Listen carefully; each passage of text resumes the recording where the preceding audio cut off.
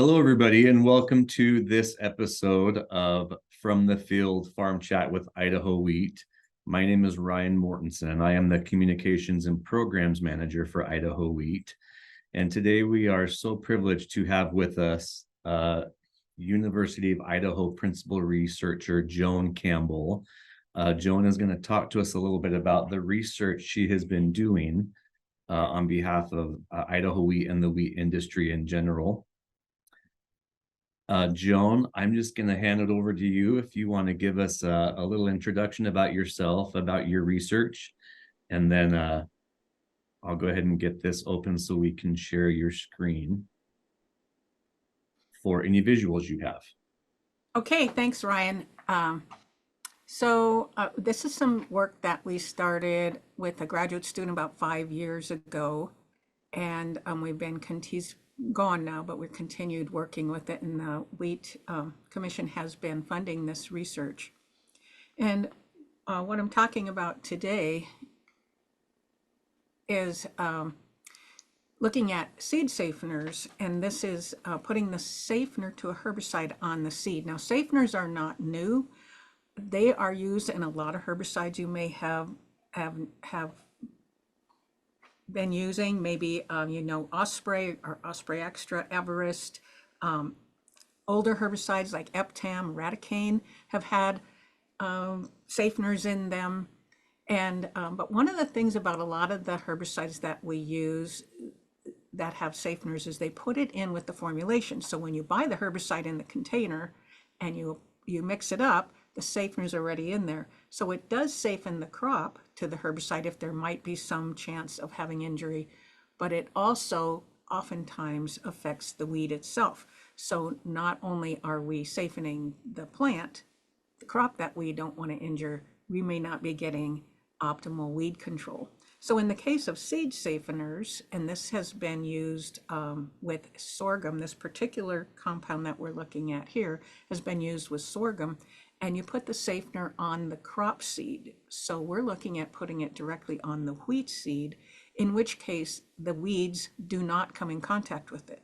So we don't have to compromise weed control because we are safening the herbicide that's getting in touch with the weed, if that makes any sense. If you have more questions on that, we can explain it later.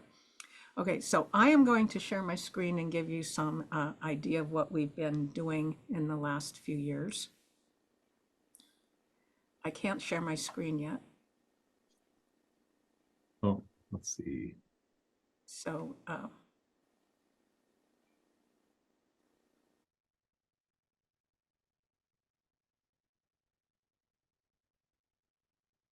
decades to safen sorghum to dual magnum or dual metolachlor. There's several different formulations of metolachlor. Am I now able to share? Is that working for you, Joan? Can you see it? It's coming up. Yep. I'm still being told that that screen has been disabled. Yep. But I can see your PowerPoint screen. Yes. Oh, you can see it. Okay, Yep. it's not showing up on. And just a reminder for those joining in and listening, Joan, I want to remind everybody, if you have any questions or comments throughout Joan's presentation, feel free to post it in the chat, or you can use the little hand icon and we will get to you for that question and get an answer for you from Joan. So thanks, Joan. Okay. So like I said, we're using this safener to put on the wheat seed. That's called Concept 3. Its trade name is, or common name is fluxaphenum, used a long time for decades in sorghum. So initially back a few years ago, we looked at 19 winter wheat varieties in the greenhouse to see what is the tolerance to these various herbicides, these group 15 herbicides. Now the group 15s, the dual magnum outlook zidua that we're looking at, they're all in the same group. They're applied as a pre-emergence herbicide. So these are applied to the soil and they require moisture to activate. So if we don't get irrigation or rainfall right after, they're not going to work well. And then from that, we chose 6 of those varieties that we looked at, some with varying degrees of tolerance, and planted them in the field with and without the seed safener on to see how it was working. Looked at those 3 group 15 herbicides and compared it against a non-treated. And we had this at 2 sites in northern Idaho, Moscow and Genesee area, and we didn't see any injury. We're only looking at what would be considered near a 1x rate in pulses. So these compounds, with the exception of Zidua, are used in pulse crops. They're not registered for wheat. Zidua, of course, is registered for wheat. And the reason Zidua is in there is it's the same group. And sometimes, under certain conditions, we do see some crop response from it. But we didn't see any injury that year. And so we decided to continue on and see, go back to the field with some higher rates. And we selected Sparrow, Castle, and Magic varieties, again, with and without the seed safener, the same compounds. And in this time, we were looking at 3x rates instead of near a 1x rate, because we wanted to see, is it going to work or not? Of course, as many of you know, every year is different, and we can't expect to see the same response year after year. Again, we had 2 locations for this study. So if we look at what happened at our Genesee location, looking at the effect of herbicide, and so we have the herbicide column, this is the non-treated, with or without safener, and then for 3 years of the study, we see that for dual magnum, that in every year at Genesee, we saw an increase in yield when we put the safener on. And remind you, this is, we're looking at now a 3x the times of what's normally used to control weeds. And our driver weed is Italian ryegrass here, although it's, we have many annual grass weeds that it will be effective on besides just ryegrass. Okay, and then looking at outlook, in 2020, we didn't have a positive or a significant response, but we did in 21 and 22. And one thing you'll probably notice are the yields in 21. 21 was an extremely dry year. And so we had our driest year in almost 50 years. And so we had quite a reduction in yield. But even with that dry year, we're seeing that the safener did respond.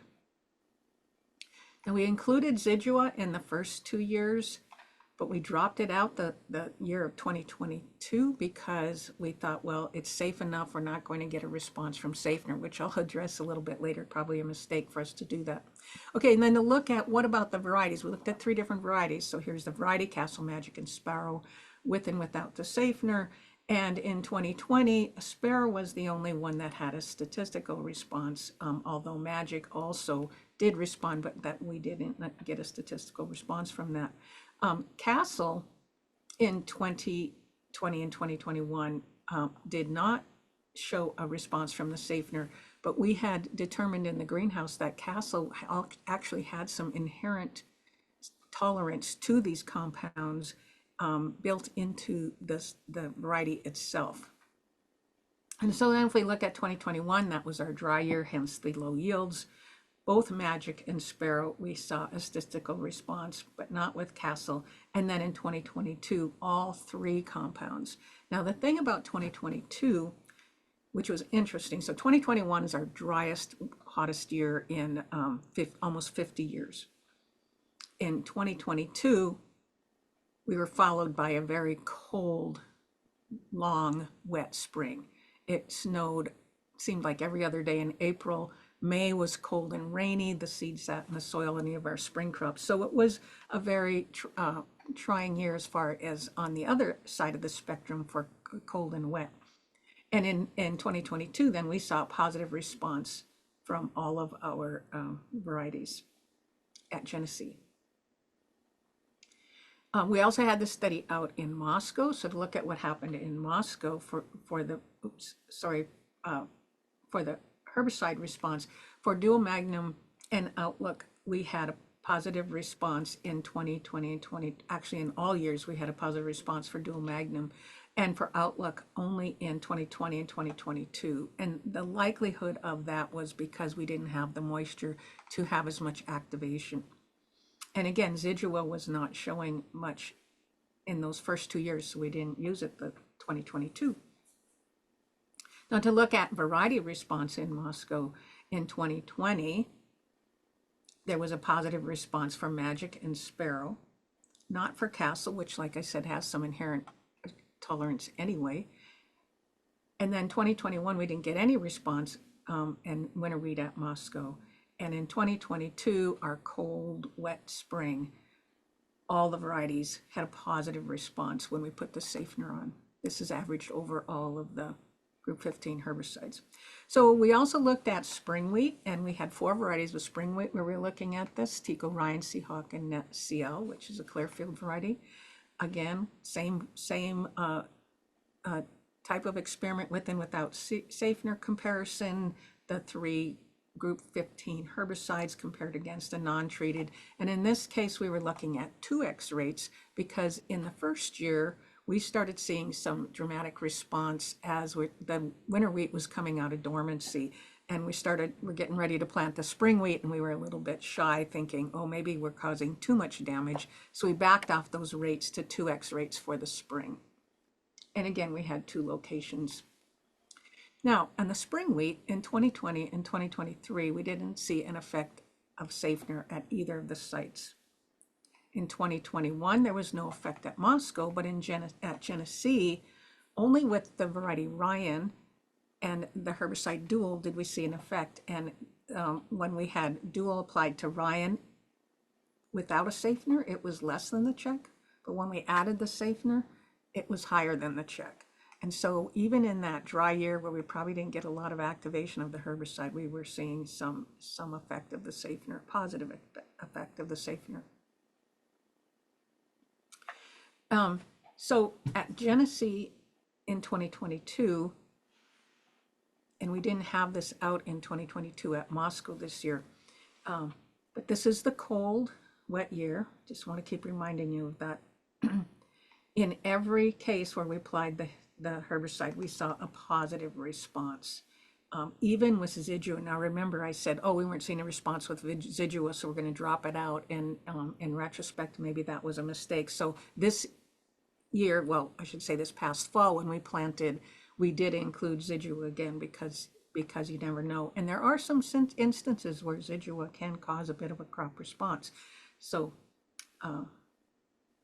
that tells us something. And then to look at the variety response in spring wheat for 2022, we had the 4 varieties with and without safener, and we see in that year, this cold, wet year, again, positive response from the safener applied when we averaged over all the herbicides. So the other thing I wanted to just share you is like, oh, well, we don't really know what dose we should use in wheat because Dual and Outlook are not labeled in wheat. So we know what we use in pulse crops, but we don't know what we should be using for these and then the reason I say that is wheat is far more tolerant than some of our other crops. So maybe we can get by with a lower amount. So we wanted to know what the tolerance was looking at the different doses. So we looked in the greenhouse at a dose response with Dual Magnum going from 0 to 8 pints per acre. 1 to 2 is what we might think is a normal rate. So that gives you some idea. And we looked at the same varieties and incorporated with 1/2 inch of water and looked at for replication. We sub-irrigated so that we didn't add more water over the top to compound the activation. And just to give you a picture what it looks like, this is spring wheat Tico. And in the front row of pots, this is for the doses. You can see that it doesn't take much to start affecting the growth of the wheat. But with the safener in the back row of pots, we see that we can get quite a bit of safening to these compounds in the greenhouse. And we usually have a higher response in the greenhouse just due to really good growing conditions, adequate water, adequate sunlight, temperatures, etc. Now this is Castle, and I wanted to show Castle because Castle is the variety that has some inherent tolerance to these compounds. And so in the front is Castle with no safener, treated with dual magnum, and in the back with the safener. And so you can see that it has that inherent tolerance that may not, although we've shown a response from safener, it may not be as necessary. What this means is if we can identify what the background is on the Castle, we may be able to bring that into some of our other varieties, and in conjunction with the safener, may be able to use these varieties. So the potential exists then that we might be able to use safeners. The company that makes the safener product is interested. We haven't gotten far enough along yet to know whether or not this is going to be a possibility. But you might ask, well, why would we even want to do this?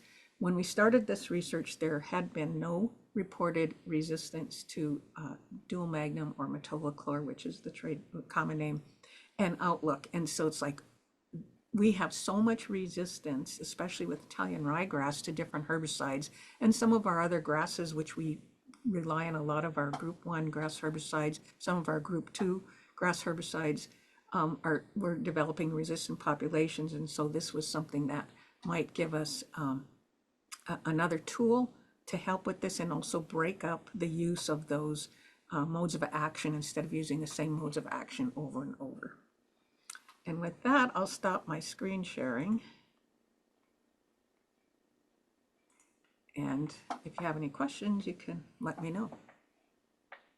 Joan, are there any weeds that remain problematic regardless of the safener that you're using? Do we still have weeds that we wouldn't be able to control with these? That is part of the project that we are just now starting on. We're starting to look at it in the field. One of the things that I always say is Weed Science 101 is grow the best crop you can, because a competitive crop is your best defense against weeds. And the more competitive the crop, the better it is. Now, wheat is very competitive against weeds, and so in conjunction with certain herbicides, we can get better control than we can with something, say, like, let's compare it to lentils, which only grows a few inches tall, has a lot of open space early in the season, and is not going to be very competitive, especially with something that can grow a lot taller. And so this is something that we are looking at now. We have studies out looking at the safener, putting dual magnum on for Italian ryegrass control, and we'll continue to investigate that. Do you see anything on the horizon as far as new chemistries? Are there products currently used in managing corn or soybeans or other major crops that we could use for wheat crop? As a matter of fact, we are looking at some chemistries that are registered globally, but not in the United States. And so we are trying to look at some other chemistries that might bring something to the US, and hope, specifically for, in our case, to Idaho, and trying to see what might fit that hasn't yet been registered here. As far as herbicides go, the drivers are going to be corn and soybeans, and of course rice. And so if things fit corn, soybeans, and rice, they get registered first. And then once they're established, wheat is about the next thing that they look at as potentially labeling.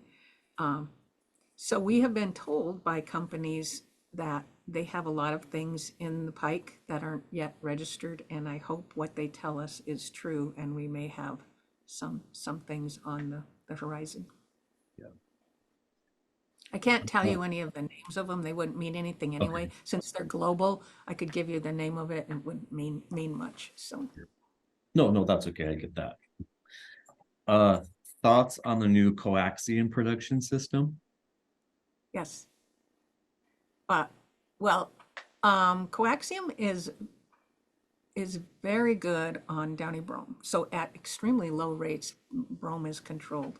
One of the things that we do is, and it controls other weeds as well. Not Italian ryegrass. That's not one we're going to use because Italian ryegrass has too much resistance, and resistance is developing. And so the herbicide that is aggressor, which is used on the coaxium wheat system, is not new. It's been used in other crops under a different trade name. And so it's already had our weed populations have had exposure to that compound. And as we test, there have been, in the state of Washington, there has been some resistance reported to the aggressor. That's the herbicide used in the coaxium system. And in our own research, we have seen resistance with wild oat to the same compound. So it still is working when we don't have resistance, but unfortunately, it's a group 1 herbicide, and group 1 and group 2 herbicides tend to have a relatively higher rate of resistant populations developing than some of our other compounds, such as the group 15s that we're looking at, and other groups as well. Question here. I'm just going to read it instead of trying to modify it. The practicality of developing a commercial effective blue light system to kill weed seeds and straw and chaff going through a combine. How effective does it need to be to have a long-term impact on reducing the weed seed bank? Okay, that's another webinar. No. 30 minutes for that answer. Yeah, that is some work I'm doing. So if you're familiar with Okay. the harvest seed control, where they're putting mills on the backs of combines and they're using a physical maceration of the weed seed that comes out the back of the combine, with the blue light is what this person is referring to, instead of using the physical maceration of the seeds. It's exposing to infrared and blue light, or infrared energy, blue light energy, that is disabling the viability of the seeds. So in either of those systems, the first thing that has to happen is the seeds have got to make it into the combine. And so if we have weeds that shatter seeds ahead of time, it's going to be problematic. So if we look at something like wild oat, which has a high shattering, it may not be as effective. But if something doesn't shatter as much and gets into the combine and gets destroyed, I think over time, I believe in Australia, where they've been using the harvest weed seed control mechanisms for quite some time, it takes a number of years before they start seeing an actual decrease in the number of seeds in the soil. So it's not going to happen in 1 or 2 years, but maybe in 5 to 10 years, you see an actual reduction. I hope that helps answer. Oh, yeah, no, that makes sense. And I don't, again, if any of our listeners have questions, just pop it in the chat or let me know. Feel free to ask anything for Joan. Joan, can you talk a little bit about your role in the regional herbicide resistance program? So with the Herbicide Resistance Initiative, which is funded by the federal government, is a cooperation between our 3 states in the Pacific Northwest and USDA. And so a lot of the funding is going to USDA to fund 3 weed scientists with technicians. And so that takes a huge amount of the money. But some of the funding is going to all 3 universities. And at the University of Idaho, Albert Adjeshwar down in Kimberly is active in this. In Nez Perce County, Doug Finkelenberg, who is on today, is also active in this project. And then I am the person doing the research on the ground for Northern Idaho. And I have counterparts in Washington and Oregon as well. And so somebody had mentioned the blue light, and this is what we're using at the back of the combine. That is under development. That is not a commercially available product, although the physical mills are commercially available and people are using those. We had quite an increase in purchase of those and use of those just recently in our area.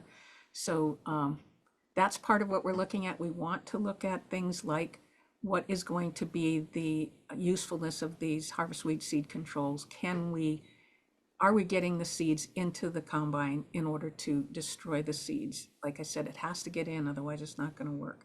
In some cases, we get maybe 50% to 70% of the seeds go through. Well, that's a 50% to 70% reduction of seed then So that would help. But those are some of the things that I'm working on. I'm looking at other things such as a natural plant product, it would be more of a bioherbicide. I'm looking at how does liming, we have very low pH soils in a lot of areas in our region, and we're looking at how does liming affect the competition of crops with weeds. How do the weeds respond in relationship to the crops? Of course, I mentioned earlier, we're looking at some additional products that are not yet available in the United States. Hopefully, we can help bring those to production. For regarding the herbicide resistance project, can you share your short-term and or long-term goals for that? Yeah, I want to, first of all, I should recognize Tracy Rauch, who is on today. She is my research associate. We work hand in hand getting all of this work done. So I don't do it myself. I don't want anyone to think that I do.